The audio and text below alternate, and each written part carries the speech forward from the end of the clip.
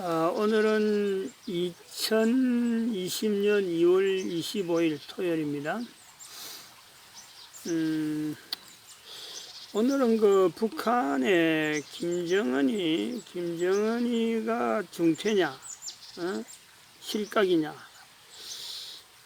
중퇴에 대한 이야기는 지난주 초반부터 쭉 나오다가 어저께 실각설에 대한 내용이 나오더라고요.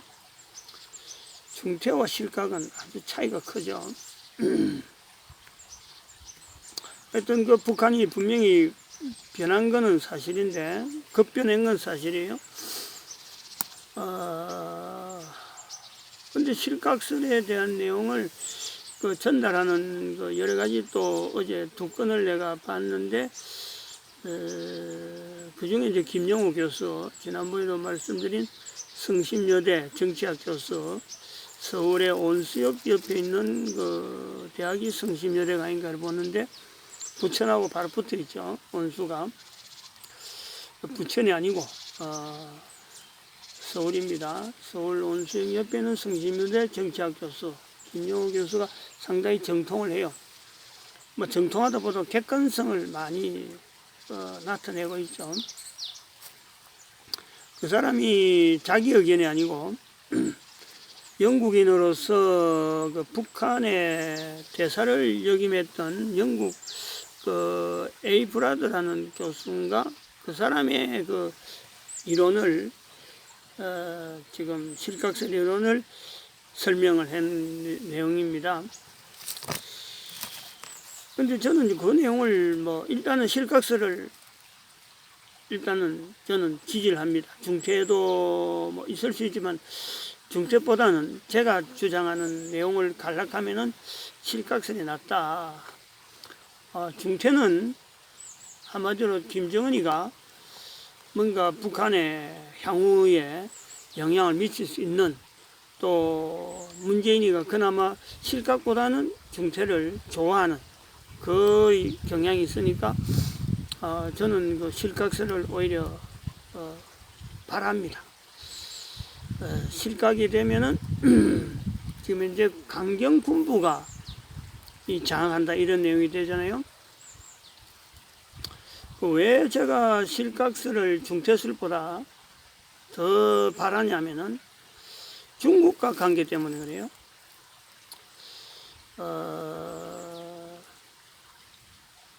중국은 중퇴가 되든 실각이 되든 중국이 영향을 미칠 건 당연한데, 실각이 되면은 중퇴가 되면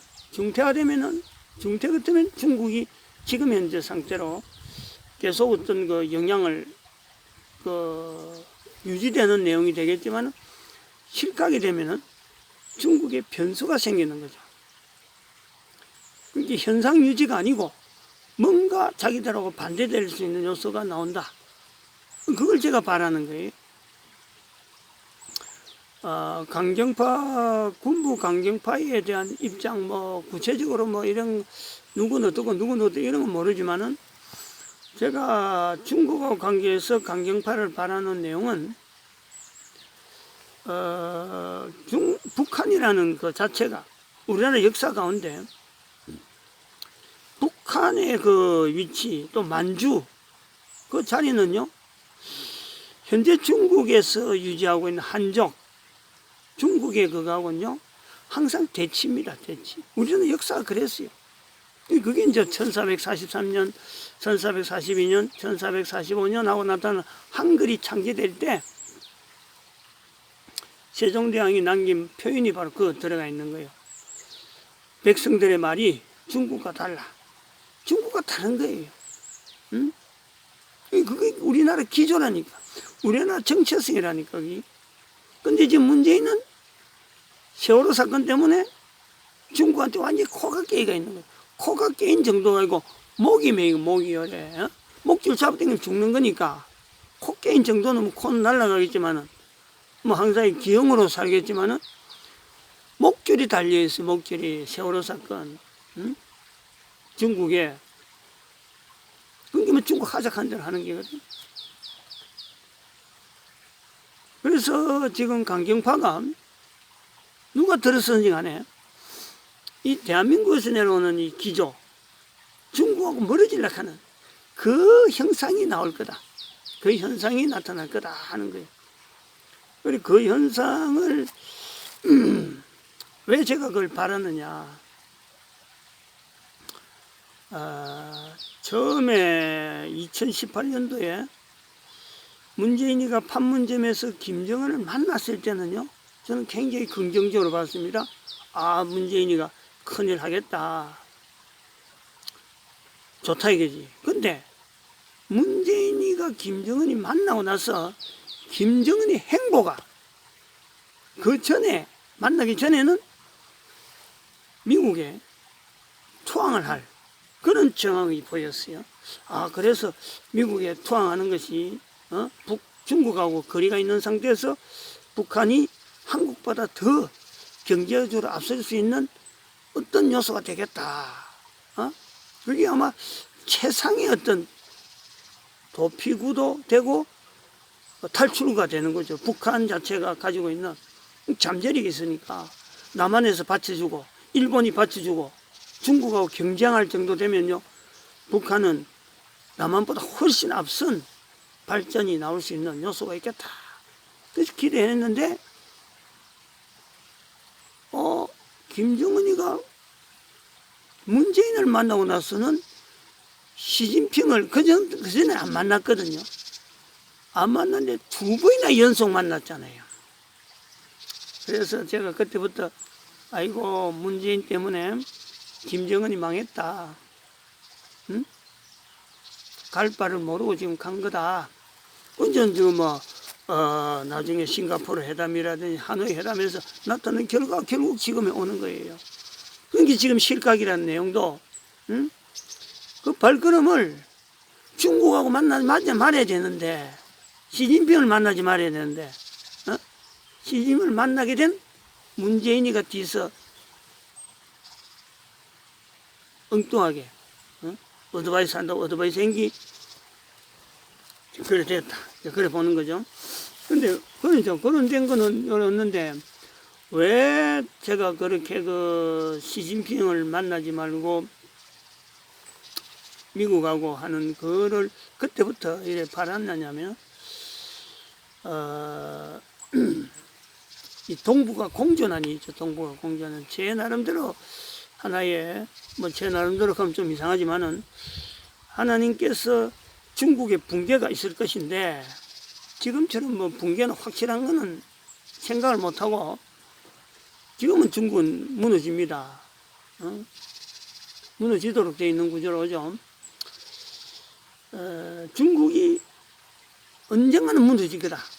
저 나라는 그대로부터 전쟁이 발달한 나라고, 그리고 그 통합이 돼 있다지만은 중국이라는 나라로 지금 현재 통합이 돼 있지만 70년이 지나오기 때문에 이 그 잠재적으로 쪼개지는, 과거부터 쪼개져 어떤 그 흐름이 워낙에 깊기 때문에 절대 봉합이 안 된다.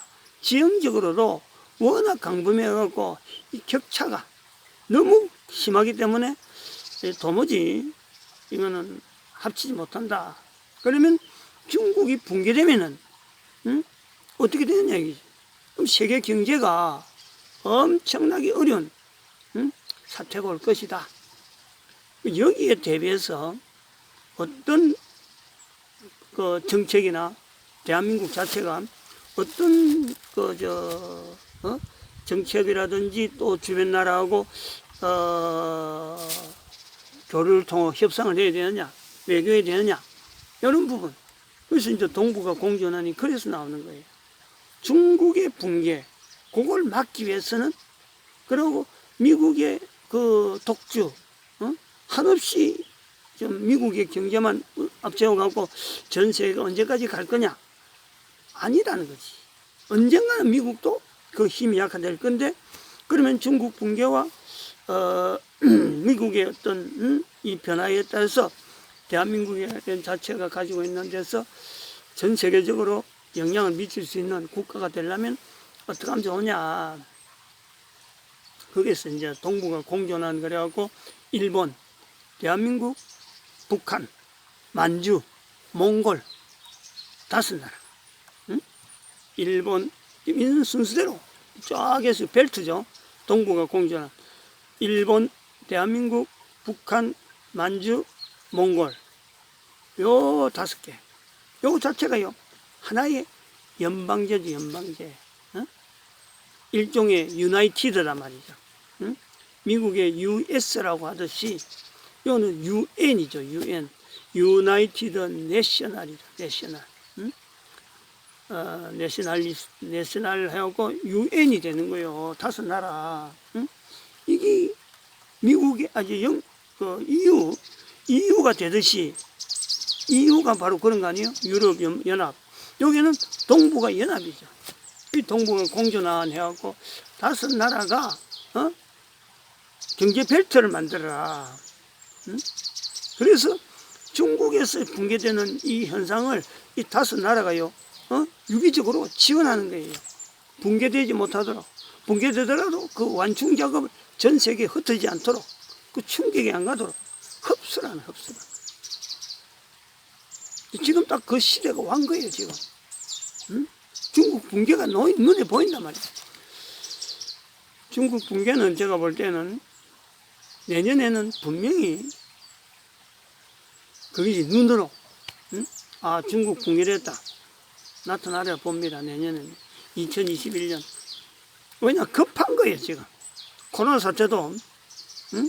아직까지 중국에서 일으킨 코로나 사태도 전 세계에서요, 아직까지 수습 안 돼 있는 상태인데, 중국에 대한 감정이 전 세계적으로 지금 안 좋죠. 중국이라는 나라가. 그리고 중국 내부에도 지금 그 갈등 때문에 아주 엄청난 내용들이 잠재되어 있고, 그 다음에 중국의 산사 그 댐, 붕괴, 양자강 흐르는 것에서 그 붕괴되면은 그것이 상하이까지 바로 관통된다는 거거든요. 상해. 그럼 중국이 지형적으로나 경제 여러 가지 정치적으로나 그리고 전 세계적으로는요. 중국에는 나라가 있어야 될 이유가 없는 거예요. 붕괴되는데 지금 김정은이 이런 실각설이 나오니까 군부가 판단해야 돼요. 강경파니까 어차피 그 사람들은요, 중국이든 미국이든 한쪽에 택해야 되는 거예요. 한국하고는 관계없어요. 한국은 지금 현재 문재인이 해난 꼴을 봐갖고는 이게 김정은이하고 해난 일의 여행을 봐갖고는 한국은 기대 안 합니다. 기대할 이유가 없어요. 왜냐하면 자기들은 핵무기를 갖고 있으니까. 그러면은 핵무기를 강경파니까 핵무기를 북경 쪽으로 돌려야 돼요. 응? 딱 자세를 딱 돌려갖고는 중국하고 분명히 우리나라 역사 그대로 내려오던 그 역사 속에서 중국의 북경을 딱 향하게 만들고 압록강이라든지 저 두만강으로 압록강에 있는 그 중국군들 철수시켜라. 응? 저 만주를 비켜가지고 만주도 제외하고 그 만주 경계에서 전부 다 철수시켜서 한종만 거기 산동반도 그래요. 산동반도 이남으로 중국군 다 철수시켜라. 군부는 할 수 있다는 거죠. 군부는 강경파니까. 응? 그리고 미국하고 협상하는 거예요. 우리의 지위, 우리의 그 어떤 제도, 응? 보장해라. 미국이 그거 보장 못하게 해서 김정은한테도 보장해 주려고 하는 건데, 제 이야기가 전혀 근거 없는 내용 같아요. 정말하면은 이 동북아 공존 안 하는데요, 물꼬가 터진다는 거죠. 일본이 그걸 반대하겠어요. 대한민국 반대.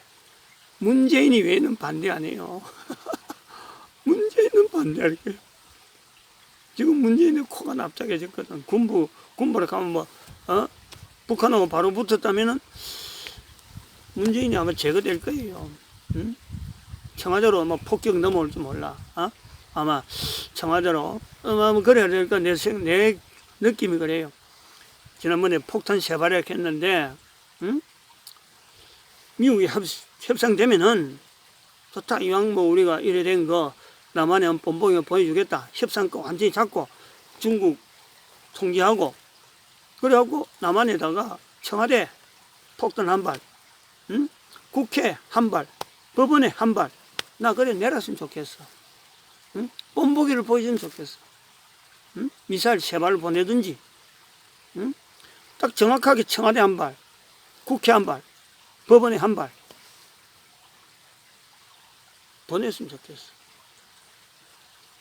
지난 2019년 그 말에 그 문재인이 청와대, 문희상이 국회의장, 김명수 대법원장 하는 거 봐왔거든요. 대한민국 그렇게 폭격을 당해도 마땅하죠. 그래서 대한민국 자체에서요, 공산주의란 말은 나오면 안 돼. 이제 북한 자체에서 공산주의는 빠지는 거고, 중국 공산주의 완전히 망하는 거고, 공산당 망하는 거고, 하나님의 섭리로 대한민국은 공산주의 해갖고는 공산당이 발붙일 곳이 아니다. 이제는 대한민국은 전 세계로 나요, 전 세계로. 한글을 통해서. 이제 그렇게 해가지고 동북아 공존한이 되어지는 이런 내용에서 대한민국이 이제 주도권을 가지는 거죠. 북한하고, 나름대로 정권이 바뀌든지 뭐 바뀌든지. 그러려면 대한민국 망했다는 내용이 맞잖아요. 대한민국이란 말이 이제 더 이상 안 들어가잖아요. 그런데 대한민국이 가지고 있는 한글, 예수 세영장이 남겼던 백성들의 말이 중국과 달라. 그리고 대한민국의 또 이승만 대통령 내려오는 국가 역사 정체성에서의 공산주의를 멀리했던 그 내용이요, 대한민국 정체성으로 남는 거예요. 그래서 1980년에 5.18 사태가 이 북한의 소행으로 완전히 객관화되어지고 5.18 국가유공자 정리해야 돼. 깨끗하게 누구든지 들어도 과연 그렇다. 그 사람들은 유공자가 될 만하다. 그 사람들은 남겨두고 나머지는 깨끗이 정리하고 좀 투명해야 돼. 투명해. 그리고 세월호 사건, 북한에서 어떤 일이 있었고, 공부가 장악했으니까 김정의 뭐 실각하면은 드러낼 거 아니에요. 그때 관계된 사람 누구다 처형해야 돼. 그리고 중국이 어느 정도 개입했다, 문재인이가 어느 정도 됐다, 이런 거 아주 밝혀놓고 박근혜 전 대통령을 아마 초대 이 연방제, 지금 이 연방제가 하는 거는 지금요 국가 연방제입니다. 국가 연방제. 일본, 한국, 북한, 만주, 몽골 요게 연합되는데 초대 뭐 연방 의장, 이런 위치를 부여할 수 있는, 그렇게 되면 좋겠다 이래 보죠.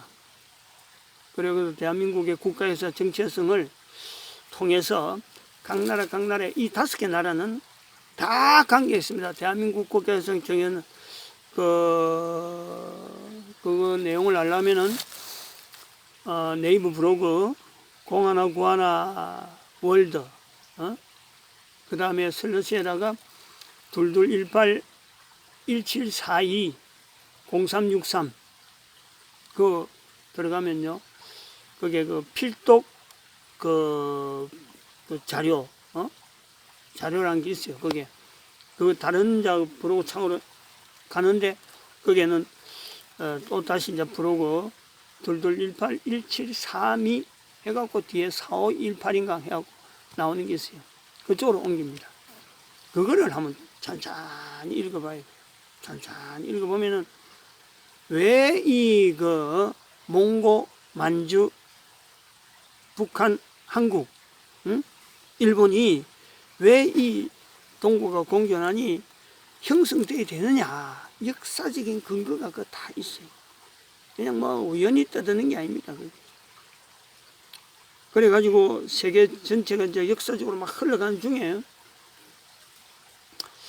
제가 생각할 때는 그냥 한 2508년 정도 될 때까지 저 이스라엘을 통해서도 그것을 연결해서 만주까지 저 몽골 연결해갖고 벨트가 또 어디로 올려냐면 이스라엘 연결해 중동 그 이슬람 지역을 이어야 돼. 이슬람 지역. 이슬람 지역에 지금 낙후되어 있는 경제적으로 낙후되어 있는 그 아프가니스탄이나 이런 이런 소위 말하면 인도 위쪽에 있는 그 지역을 이어갖고 이스라엘하고 같이 이스라엘은 그건 이제 주축이 되고 그때는 중동을 해서 연결하고 그 이제 2차 그 벨트죠. 2차 벨트. 그런데 인도가 영향을 받잖아요. 인도하고 연결하면서 밑에 인도 밑으로 나오는 인도네시아 쪽으로 해안 지역, 싱가포르 그리고 필리핀까지 연결되어진 이런 요거 3차. 그러면 이제 인도 중국이 전 세계 인구가 어마어마하잖아요. 그 경제력을 중간에 미국이나 유럽 쪽에 하고 이 어떤 벨트 역할을 한단 말이에요. 그러면서 아프리카 이 지역을 어떤 경제적으로 대등한 아프리카에 있는 그 산업을 전 세계에 영향을 줄 수 있는 그 좀 대등한 산업으로 만드는데 하나의 가격화라는 거죠. 일본하고 이렇게 해서 여기서 1차 동북아 공존한 그다음 2차 벨트, 3차 벨트를 통해서 인도 중국에서 경제적으로 안정되면 그 힘을 가지고 아프리카를 그 개발 자체 내지는 그 경제 자체가 전 세계가 일종의 고루하게 형성하면서 진성합의 경제 종사자, 그리고 풍선합의 경제 종사자 이 어떤 차이를 분명히 두면서 밑에 예수님 오실 때에 그 만나야 될 수 있는 이 사람들이 주축이 돼가지고 전 세계의 식량 문제나 경제 사정이나 이런 부분을 일정하게 안정적으로 하면서 위에 경제 풍선합의 경제 종사자들은 어차피 그걸 이끌어 가야 될 분야는 있으니까 그것을 치고받고 싸우고 뭐 하더라도 예수님 오실 때 맞이할 수 있는 1억 3,300만 명이 존재가 되는 인간 존재가 되도록 하는 그런 구조죠. 황당하다고는 지금 볼 때는 황당할 수는 없는데 지금에 나타나는 이 세계의 경제 흘러가는 흐름에 어떤 종국적인 제시 아니죠. 제시안 이렇게 되어지면 예수님 오실 때에 적어도 맞이할 인간 1억 3,300만 명은 존재가 될 수 있는 환경이 될 거다. 여기서 반대하고 이걸 붕괴하려고 하는 세력은요, 바로 풍선합의 이 경제 종사자에서 나오는 그 풍선합의 경제 종사자를 나름대로의 그 공격 세력이 있어요. 공격 세력. 그 세력이 공격하려고 하겠죠. 이제 그래 아무리 하려고 해도 하나님은 예수님 오시는 것이 정확하게 분명하기 때문에 하나님은 맞이할 인간을 존재케 하는데 보호하는 하나님의 섭리는 지금도 마찬가지고 앞으로도 계속해서 지금 뭐 김정은이가 실각되는 이런 사태가 나타나듯이